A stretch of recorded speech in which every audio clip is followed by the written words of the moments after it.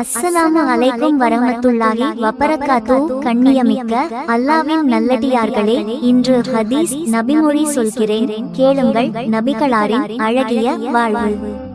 நபி ஸல்லல்லாஹு அலைஹி வஸல்லம் அவர்கள் கூறினார்கள், முதுமையடைந்த பின் உட்கார்ந்து இரவு தொழுகை தொழுதிருக்கிறார்கள். அப்போது உட்கார்ந்தபடியே ஓதுவார்கள்.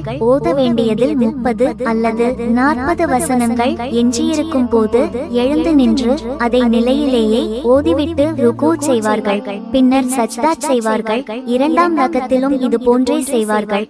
தொழுது முடித்ததும் பார்ப்பார்கள். அப்போது நான் விழித்துக் கொண்டிருந்தால் என்னுடன் பேசிக் கொண்டிருப்பார்கள், நான் உறங்கிக் கொண்டிருந்தால் அவர்களும் படுத்துக் கொள்வார்கள். அறிவிப்பவர் ஆயிஷா ரலியல்லாஹு அன்ஹு அவர்கள். நூல் புகாரி, ஹதீஸ் 1119. தொழுகை என்பது சொர்க்கத்தின் சாவியாகும். முதுமை அடைந்தாலும் நாம் அமர்ந்து தொழுவது சிறப்பாகும். இதை புரிந்து கொள்ள வேண்டும். அல்லாஹ் உங்களுக்கு அருள் புரிவானாக. ஆமீன்.